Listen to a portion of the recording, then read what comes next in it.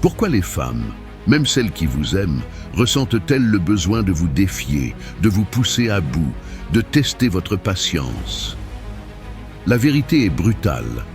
Ce n'est pas par méchanceté. C'est une évaluation ancestrale, un scanner psychologique qu'elle ne contrôle pas plus que vous ne contrôlez la gravité. L'homme moderne est conditionné à la gentillesse, à l'évitement du conflit. Il confond souvent la soumission avec l'harmonie.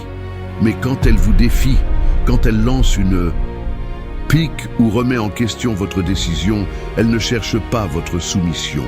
Elle cherche la structure, elle cherche à savoir si l'homme qu'elle a choisi, l'homme qui se présente comme son protecteur et son partenaire, est un rocher inébranlable ou un château de sable prêt à s'effondrer à la première vague. Nous allons plonger dans la psychologie évolutive de ces tests, car pour maîtriser une situation, il faut d'abord comprendre sa nature profonde. Ce n'est qu'en comprenant le pourquoi de son comportement que vous pourrez contrôler votre comment y répondre.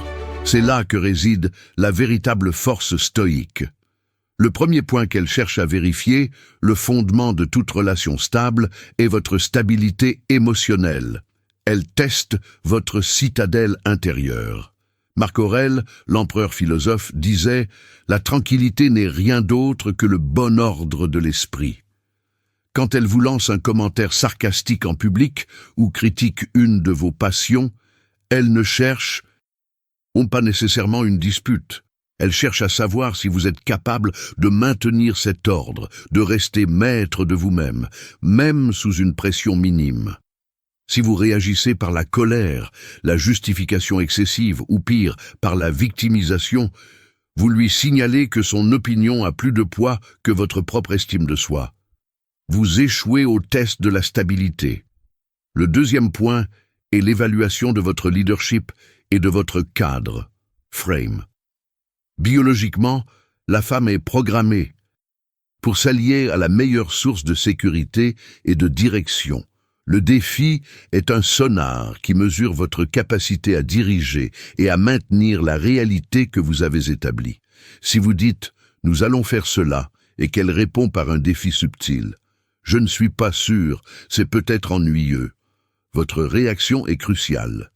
Si vous paniquez et changez immédiatement d'avis pour la satisfaire, vous montrez que votre cadre est faible, que votre direction est négociable et que vous manquez de conviction.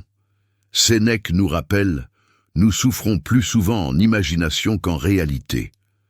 La plupart de ces tests sont des illusions de conflit.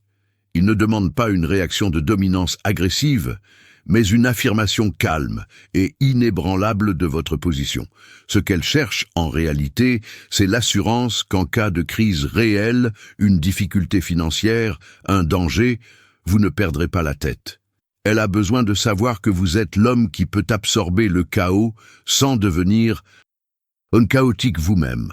C'est la différence entre être émotionnellement réactif et être structurellement responsable.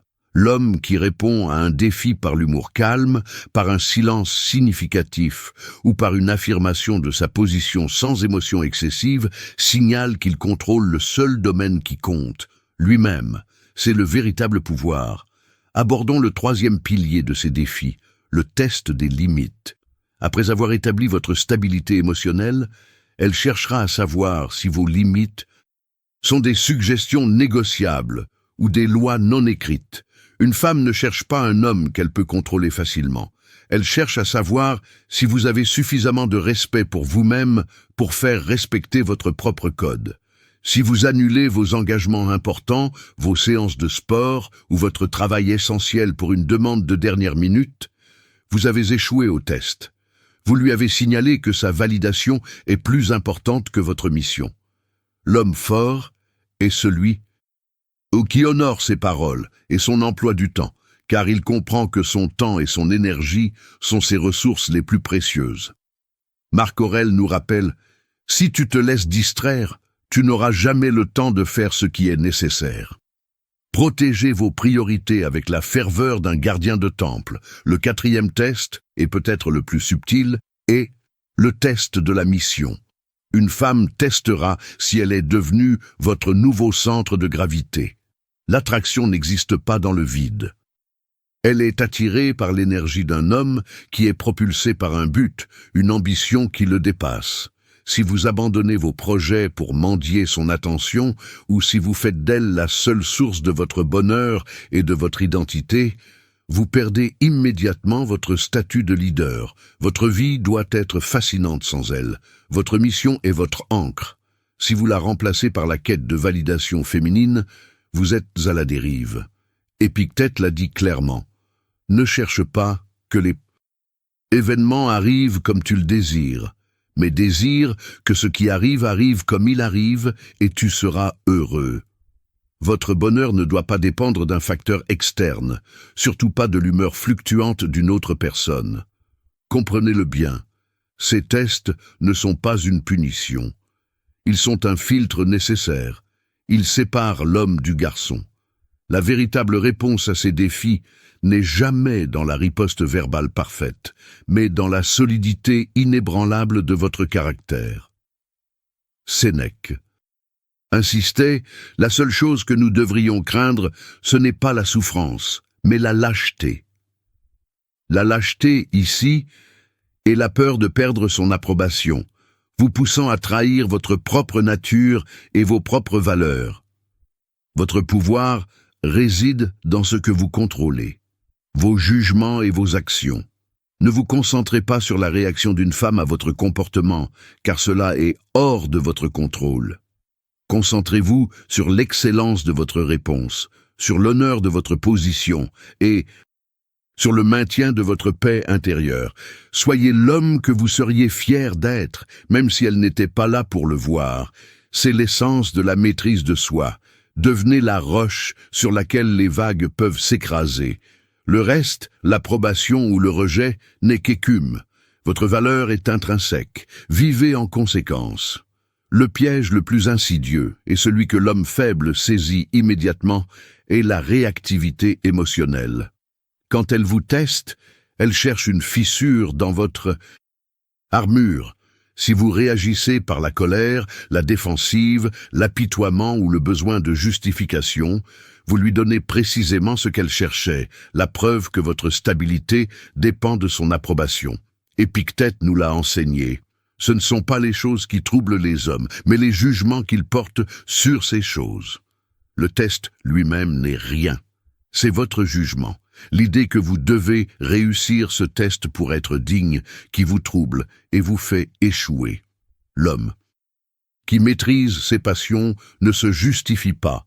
Il observe la tentative de le faire dévier avec la même sérénité qu'il observerait le temps qu'il fait. Comment réagir pratiquement? Avec l'art de la non-réponse ou du désarmement léger. Face à une critique mesquine ou un défi superflu, ne vous engagez jamais dans la bataille qu'elle essaie de vous imposer. Un sourire lent, le maintien du contact visuel, puis un changement de sujet, ou l'utilisation d'un humour léger et autodépréciatif qui désamorce la tension sans céder de terrain. Cette indifférence subtile est la preuve ultime de votre dominance. Elle signale « Ton opinion est intéressante, mais elle n'est pas le gouvernail de ma vie ». C'est là que réside la troisième et cruciale leçon, la primauté de votre mission. Une femme teste votre leadership pour s'assurer que vous êtes un homme dont la vie est dirigée par un but supérieur, une vision, et non par la simple quête de confort ou de validation féminine. Si elle sent qu'elle est le centre de votre univers, elle perd immédiatement le respect, car elle réalise qu'elle est en couple avec un homme qui n'a pas encore trouvé son propre centre. Sénèque, parlant de la concentration, aurait pu parler de l'attraction masculine. Celui qui est partout n'est nulle part. Votre énergie doit être focalisée sur la construction de votre empire, qu'il soit professionnel, intellectuel ou spirituel. Elle doit sentir que vous avez une guerre à gagner, un bâtiment à ériger, et que bien qu'elle soit une alliée précieuse, elle n'est pas la fondation de votre existence. C'est le signal le plus puissant de présélection. Elle ne teste pas votre amour, elle teste votre capacité à rester le chef de votre propre vie. Un homme qui abandonne son ambition pour plaire à une femme est un homme qui a déjà perdu sa valeur à ses yeux. Maintenez votre cap, votre mission et votre ancre. Laissez-la voir la discipline avec laquelle vous poursuivez vos objectifs. C'est cette discipline qui la rassurera sur votre capacité à diriger une famille ou à naviguer dans les tempêtes de la vie. Pour conclure, souvenez-vous de la distinction cruciale du stoïcisme. Vous ne contrôlez pas si elle vous testera. Vous ne contrôlez pas si elle vous respectera. Vous ne contrôlez pas l'issue de cette interaction, mais vous contrôlez votre réponse. Vous contrôlez la dignité avec laquelle vous maintenez vos normes. Vous contrôlez la discipline de vos émotions. Votre véritable force ne se mesure pas à votre capacité à gagner un argument contre elle, mais à votre capacité à rester en paix même lorsque le monde ou la femme à vos côtés tente de vous en priver. Concentrez-vous sur l'excellence de votre caractère. Devenez la roche inébranlable que Marc Aurèle nous a demandé d'être. Si vous agissez avec honneur, intégrité et un calme absolu, le résultat, qu'il soit l'approbation ou le rejet, est secondaire. Votre valeur est intrinsèque. Vivez en conséquence. Soyez le leader de votre propre vie, et le leadership dans la vie des autres vous sera naturellement accordé. C'est cela la véritable maîtrise. Allez et faites ce que vous devez faire.